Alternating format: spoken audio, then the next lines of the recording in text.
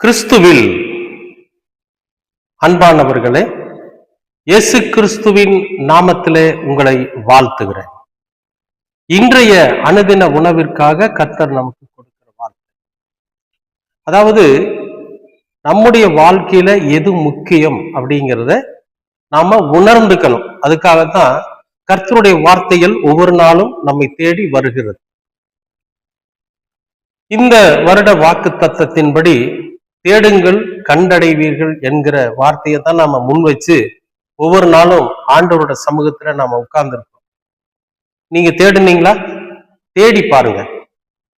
ஆண்டவரிடத்துல எல்லாவற்றையும் தேடி பாருங்க.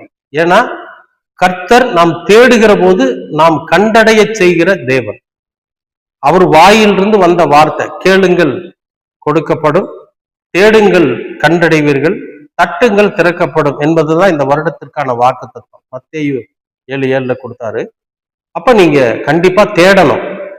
உங்க வாழ்க்கையில எதுவெல்லாம் தேவையோ அதைய சரியான இடத்துல தேடணும். சரிங்களா? தேடுகிற போது நிச்சயமாக நீங்கள் இந்த புதிய வருடத்திலே அதை கண்டுகொள்வீர்கள். சரி, இன்னைக்கு ஆண்டவர் நமக்கு வைத்திருக்கிற வார்த்தை என்னன்னா, யோவான் 11ஆம் அதிகாரம் 40வது வசனம். இயேசு அவளை நோக்கி, நீ விசுவாசித்தால் தேவனுடைய மகிமையை காண்பாய் என்று நான் உனக்கு சொல்லவில்லையா என்றார். இயேசு யாரை பார்த்துங்க? அந்த மார்த்தாள் மரியாள் இருக்காங்களா, அவங்கள பார்த்து சொல்றாரு, நீ விசுவாசித்தால் தேவனுடைய மகிமையை காண்பாய் அப்படின்னு நான் உங்கள்கிட்ட சொல்லலையா அப்படிங்கிறார். அப்ப நம்ம கிட்டயும் ஆண்டவர் அதைத்தான் சொல்லியிருக்கார்.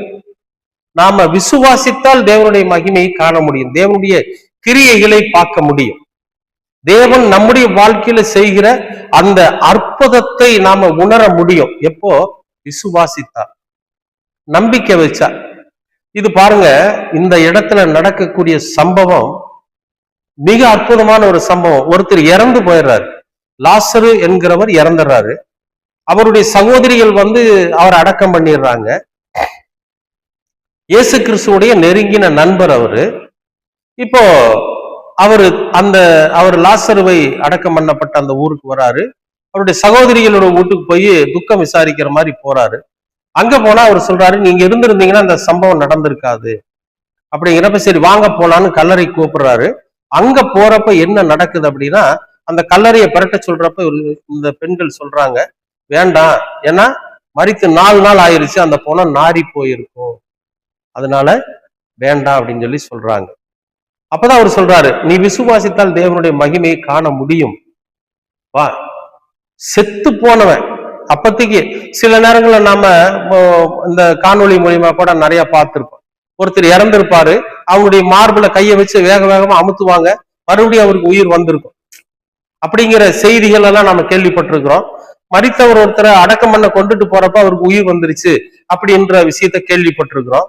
ஆனா இங்க அடக்கம் செய்யப்பட்டு 4 நாட்கள் ஆனவர், சரீரங்கள் எல்லாம் நாரி போயிருக்கும் அப்படிங்கிற அந்த சூழ்நிலையில அவனை உயிரோட எழுப்புறார்.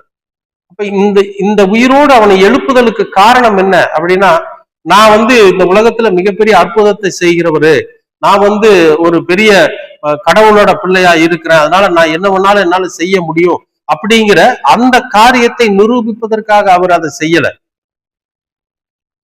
அவருடைய சகோதரிகளுடைய விசுவாசம், நம்பிக்கை அங்கே ஒரு மகிமையை காணும்படியா செஞ்சது, ஒரு அற்புதத்தை அவர்கள் உணரும்படியா செஞ்சது, ஒரு அதிசயத்தை காணும்படியா செஞ்சது. அவர் அதிசயமான தேவன் அப்படிங்கிறத அந்த இடத்துல நிரூபிக்கிறார். எப்படின்னா, 4 நாட்களாக நாரி போன பணத்தை கூட உயிரோட எழுப்பக்கூடிய வல்லமை அவருக்குள்ள இருக்கு அப்படிங்கிறத நாம நம்பிக்கை வச்சோம்னாக்கா நம்முடைய வாழ்க்கையில நடக்கும். பிரியமானவர்களே, நான் உங்களுக்கு சொல்லுகிற ஒரு விஷயம் என்னன்னா, ஆண்டவர் மீது நாம எப்பொழுது விசுவாசம் வைக்கிறோமோ அந்த விசுவாசம் ரொம்ப முழுமையா, ரொம்ப ஆணித்தரமா, ரொம்ப ஆழமா நாம வைக்கிற போது நாமும் நம்முடைய வாழ்க்கையில அவருடைய அற்புதத்தை உணர முடியும், அவருடைய அதிசயத்தை காண முடியும். 4 நாள் நாரி போன பணத்தையே உயிரோட எழுப்பினவருக்கு நம்முடைய வாழ்க்கையில செய்யக்கூடிய அற்புதங்கள் ஒன்றும் பெரிய காரியமா இல்லை. இதெல்லாம் ரொம்ப லேசான காரியம். நம்முடைய தேவைகள், நம்முடைய எல்லா வேண்டுதல்களும் அவருடைய பார்வையில ரொம்ப லேசான காரியம். அதனால முழு நம்பிக்கையோட, முழு விசுவாசத்தோடு தேடுங்க. நீங்க கண்டுக்க முடியும், பார்க்க முடியும். முழு விசுவாசத்தோட ஆண்டவர்கிட்ட கேளுங்க, அவர் கண்டிப்பா உங்களுக்கு கொடுப்பார். முழு விசுவாசத்தோட, முழு நம்பிக்கையோட. எப்படி மார்த்தாலும் மரியாலும் வந்தாங்களோ அது போல நாம இப்ப நம்பிக்கை இழந்தவங்களா தான் இருக்கிறோம், அதாவது விசுவாசத்துல குறைவுள்ளவர்களா தான் இருக்கிறோம். ஆனா அந்த குறைவுகளை எல்லாம் நீக்கிட்டு முழு நம்பிக்கையோட முழு விசுவாசத்தோட இருக்கணுங்கிறதுக்காகத்தான் இப்படிப்பட்ட வார்த்தைகளை இம்மானுவேலர் நமக்கு கொடுக்கிறார். தேவன் நம்மோடு இருப்பாருன்னு சொன்னாங்க இல்லைங்களா, அந்த தேவன் தான் நம்மோடு இருக்கிறார். ஆதியில வார்த்தை இருந்தது, அந்த வார்த்தை இந்த வேதத்தில் இருக்கிறது, இந்த வேதம் நம்மோடு இருக்கிறது, இந்த தேவன் நம்மோடு இருக்கிறார். தேவன் இம்மானுவேலர்னா தேவன் நம்மோடு இருக்கிறார்னு அர்த்தம். அப்ப இந்த வார்த்தையாகிய தேவன் இதன் மூலியமாக, இந்த இம்மானுவேலர் மூலியமாக நம்ம கூட இருக்கிறார். அப்ப இவர் சொல்லி நம்மை பலப்படுத்துகிற, நம்மை விசுவாசத்துல இன்னும் அதிகமாக பலனடைய செய்கிற அந்த வார்த்தைகளை அவர் எதுக்கு நமக்கு ஊட்டுகிறார் அப்படின்னா, நாம நம்பிக்கையா இருக்கணுங்கிறதுக்காக. அன்பானவர்களே, நீங்கள் எதை குறித்து ஆண்டவரிடத்துல வேண்டுதல் செய்கிறீர்களோ, எதை குறித்து ஆண்டவரிடத்துல விண்ணப்பம் செய்கிறீர்களோ, எது உங்களுடைய வாழ்க்கையில நிறைவேறவில்லை என்று கவலையாய் இருக்கிறீர்களோ, எல்லாவற்றையும் முழு விசுவாசத்தோடு முழு நம்பிக்கையோடு ஆண்டவரோட சமூகத்துல சொல்லுங்க. லாசருவை உயிரோடு எழுப்பின தேவன் நம்முடைய வாழ்க்கையிலும் அப்படி ஒரு அற்புதத்தை செய்யும். மார்த்தாளுடைய சகோதரிகளுக்கு அற்புதத்தை செய்து காண்பித்த தேவன் நம்முடைய வாழ்க்கையிலும் அற்புதத்தை செய்வார். ஆண்டவர்கிட்ட கேட்கலாமா? அன்பின் பரலோக பிதாவே, உமக்கு நன்றி. இந்த நாளை ஆசீர்வதித்து கொடுத்திருக்கிறீர், அதற்காகவும் நன்றி. கர்த்தாவே, நீ விசுவாசித்தால் தேவனுடைய மகிமையை காண்பாய் என்று லாசருவனுடைய சகோதரிகளிடத்துல நீர் சொன்னீர். அதுபோல எங்களிடத்திலும் நீர் சொல்லி இருக்கிறீர் ஆண்டவரே. நாங்களும் ஏற்கனவே அந்த வார்த்தைகளை உணர்ந்திருக்கிறோம், அந்த வார்த்தைகளை கேட்டு இருக்கிறோம். ஆனாலும் ஒரு சில சூழ்நிலைகளில நாங்கள் விசுவாச குறைவுள்ளவர்களாய் இருந்து எங்களுடைய காரியங்கள் நிறைவேறாமல் நாங்கள் அவதிப்படுகிறதை நீர் அறிவீர். கர்த்தாவே, முழு விசுவாசத்தோடு முழு நம்பிக்கையோடு நாங்கள் உம்மிடத்துல கேட்கிறோம். எங்களுடைய தேவைகளை இந்த புதிய வருடத்திலே நீர் நிறைவாக்கித்தார்.